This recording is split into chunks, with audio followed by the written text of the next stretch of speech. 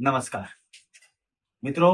ગુજરાત પર અત્યારે હાલ જે વરસાદી સિસ્ટમ સર્જાઈ છે ને છેલ્લા 2 દિવસથી તંત્ર એલર્ટ થઈ ગયું હતું.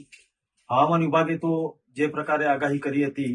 તે પ્રકારે ક્યાંક વરસાદ અને ક્યાંક તડકો જોવા મળ્યો, પરંતુ ગઈકાલે રાતથી 31 જુલાઈથી અને આજે 1 ઓગસ્ટ જે રીતે દક્ષિણ ગુજરાત હોય, સૌરાષ્ટ્ર હોય, કચ્છ હોય, ઉત્તર ગુજરાત હોય કે અમદાવાદ, ગાંધીનગર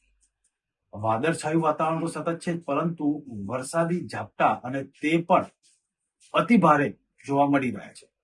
સાથે સાથે અલગ અલગ હવામાન નિષ્ણાતોએ પણ જે આગાહી કરેલી તે સતત મુંબઈ સમાચાર આપને બતાવી રહ્યું છે કે કોણે કેટલી આગાહી કરી છે અને કેવા પ્રકારની સાવચેતી રાખવી જરૂરી છે. પરંતુ અત્યારે હાલ હું મારા સાથી રાજને કહીશ કે જે મેપ જે છે તેના પર સમજવાનો પ્રયત્ન કરીશું કે અત્યારે હાલ બપોરે જ્યારે 2 વાગ્યા હોય અને જે આ પર્પલ એલર્ટ એટલે કે આ જે આખો ગુજરાતનો જે ભાગ છે, આ જે ભાગ જે છે તે સુરેન્દ્રનગર, રાજકોટનો કેટલો ભાગ છે, મોરબીનો ભાગ છે, તેમાં ભાવનગર પણ છે, અમદાવાદનો કેટલો ભાગ આવી જાય છે, સાથે સાથે સુરત અને તેની આસપાસનું જે મધ્ય ગુજરાત અને તેનો જે ભાગ આવે છે તેના પર અત્યારે હાલ પર્પલ કલર એટલે કે ભારેથી અતિ ભારે વરસાદની જે સંભાવના જોવા મળી રહી છે અને આઈએમડીએ પણ કહેલું હતું તે પ્રમાણે સતત મેપ બદલાઈ રહ્યો છે. થોડાક આગળ વધીએ તો સાંજે 6 થી 7 ની વચ્ચે આ જે આખો ભાગ જે છે તે ઉત્તર ગુજરાત, કચ્છ, કેટલોક ભાગ સૌરાષ્ટ્રનો છે અને સાથે સાથે મહારાષ્ટ્રનો દરિયાકાંઠો, કોકણ અને સીધો ગોવા અને કેરાલા સુધીનો આ તમામ પર સિસ્ટમ એક સાથે સ્થિર થયેલી છે. મધ્યપ્રદેશ હોય, રાજસ્થાનનો કેટલોક ભાગ હોય અને જળગાંવની આજુબાજુનો જે મહારાષ્ટ્રના જિલ્લાઓ છે તેની આસપાસનો ભાગ હોય ત્યાં પણ સતત વરસાદ વરસી શકે તેવા એધાણ આ મેપ દ્વારા આપણે જોઈ શકીએ છીએ. પરંતુ પરિસ્થિતિ 2 ઓગસ્ટ એટલે કે આવતીકાલે કેવી રહેશે તે પણ સમજવાનો પ્રયત્ન કરીએ તો સતત મેપ ભલે બદલાય, પરંતુ આ જે ડાર્ક ભાગ છે પર્પલ કલર તે સુરત, દક્ષિણ ગુજરાત, અમદાવાદ અને ગુજરાતનો લગભગ મોટો ભાગ આવરી લે વરસાદમાં તેવી સ્થિતિનું નિર્માણ થઈ શકે છે. આ જે મેપ કહે છે તેના આધારે આપણે સમજવાનો પ્રયત્ન કરીએ તો અત્યારે હું આપને વાત કરું છું ત્યારે ગુજરાતના 200 થી વધુ તાલુકાઓ પાણીમાં તરબોળ છે. ક્યાંક પાણી ભરાયેલા દ્રશ્યો પણ આપણે જોતા આવીએ છીએ, પરંતુ આ જે સતત ગુજરાત પર સ્થિર થયેલી આ સિસ્ટમ જે છે, જે હવામાન વિભાગે પણ સતત આપણને જણાવ્યું હતું તે પ્રમાણે ગુજરાત પર 3 તારીખે પણ એ સિસ્ટમ જોવા મળશે અને ધીરે ધીરે તે જોધપુર ઉપર એટલે કે રાજસ્થાનના કેટલાક ભાગો,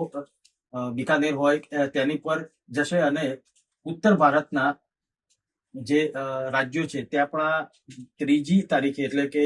3 ઓગસ્ટ, 4 ઓગસ્ટ સુધીમાં એટલે કે 2 દિવસ હજી પણ ગુજરાત માટે અતિથી ભારે વરસાદ વરસી શકે તેવી સંભાવનાઓ છે. બીજી એક અપડેટ હું આપી દઉં તો અત્યારે હાલ ગુજરાતમાં જે વરસાદ વરસી રહ્યો છે તેમાં સુરેન્દ્રનગર, ધાંગધ્રા, કચ્છના કેટલાક તાલુકાઓ છે,